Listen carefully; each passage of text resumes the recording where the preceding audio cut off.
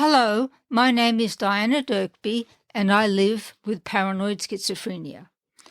Today I wanted to talk again about the two-way street of stigma. The stigma of mental illness, especially schizophrenia, is an undeniable destructive force in our society, and here I talk of Western culture, for I know little of how the stigma of mental illness manifests itself in the Orient. In my view, it is too simplistic to label those exercising stigma as ignorant guys and those treating consumers of mental health compassionately and with understanding as informed guys. One needs to look for the source of misconceptions about mental illness. One of my loves and principal pastimes is classic and modern movies, including independent films and TV shows.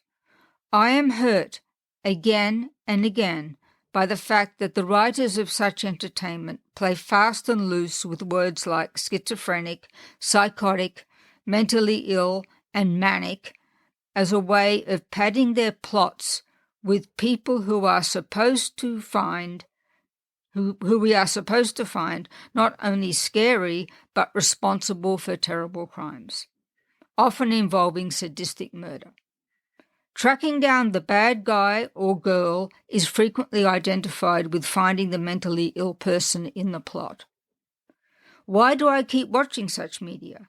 The truth is that I watch to appreciate the performances of good actors and actresses, often undermined by mediocre writing that resorts to making a mentally ill person the key monster for lack of a more original idea. Does it hurt my feelings? You bet it does. And it makes me feel shut out from the media of films and TV series. Would any of these actors, actresses, and writers want to know me? I feel probably not. After all, I live with paranoid schizophrenia, one of the most maligned mental illnesses, or brain disorders as some call it. The sad fact is that many people I know have as their only source of knowledge of mental illness these movies and TV series, as well as the books and plays that may have inspired them. In my experience, my struggles to connect with someone I love but who rejects me often originate in the pervasive media, reinforcing the stigma of mental illness. I wish I knew how to stop it.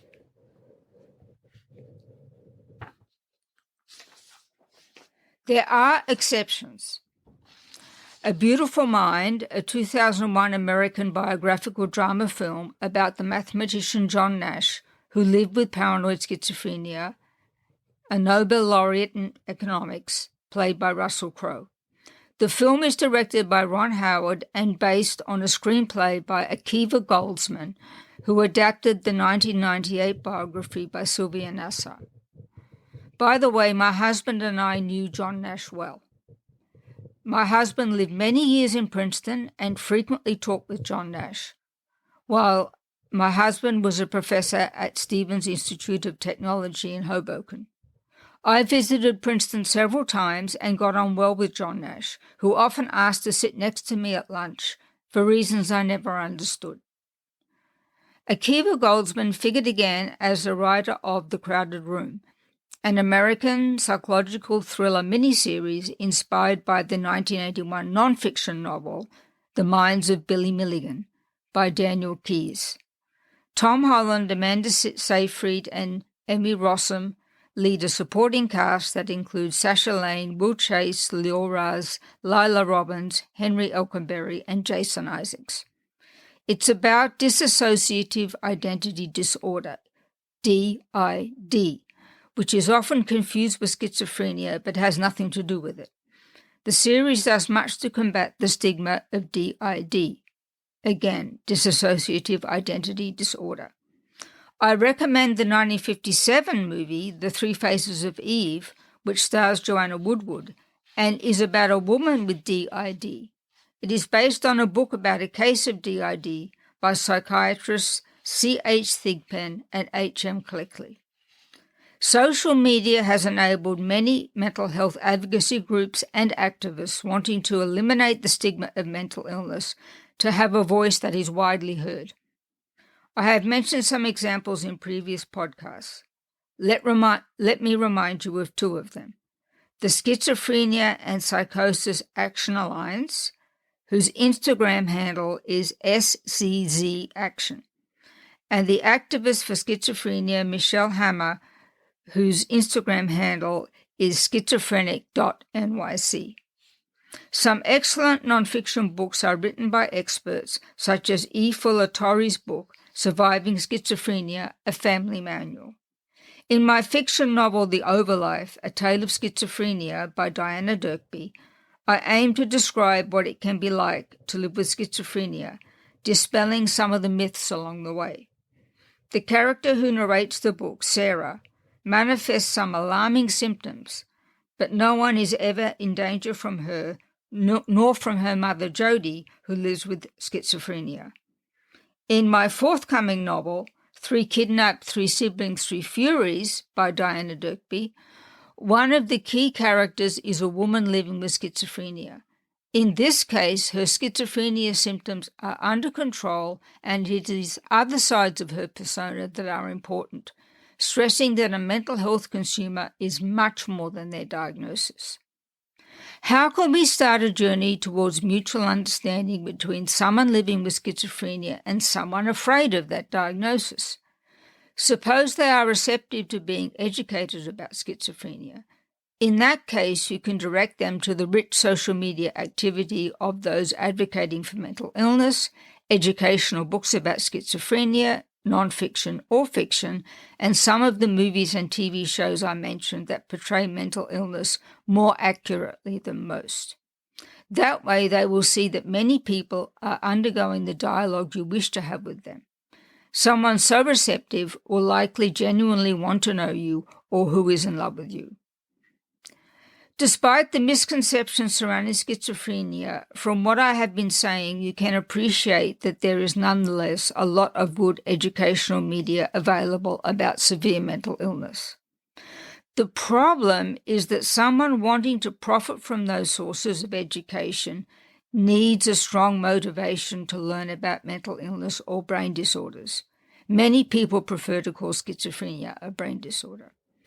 It can be hurtful, but it is often true that the people you would most like to understand your mental illness better can be those who want to cut you out of their life once they know you live with a mental illness. These people are in contrast to those who leap at the opportunity to understand you better, even though they may only be acquaintances.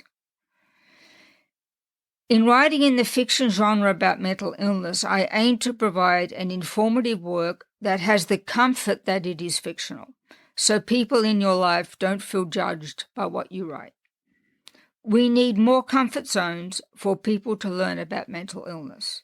Most advocates for those with a mental illness only think of the situation from the point of view of the consumer of mental health, the person living with a mental illness, and their caregivers.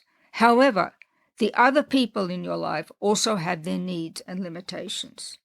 For example, the sibling of a mental health consumer may feel that the sibling needing care is overshadowing their own needs for attention and love from their parents.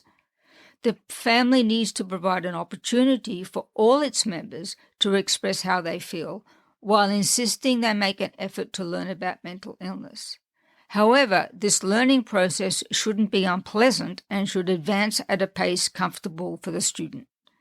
Indeed, the whole family's needs must be considered. Someone who is a friend of a mental health consumer and has just learned of their diagnosis may have difficulty continuing the friendship for fear of what a mental illness may do to it. They may be willing to educate themselves further to try to understand their friend and their mental illness. However, even some of the facts about mental health may scare them away. In such a case, it may help to find a less direct way than physical presence to dialogue with your friend. For example, you could propose that you communicate on social media and by email for a period while the friend with the mental illness uses this more detached situation to gently persuade their friend that there is nothing to be afraid of in their mental illness.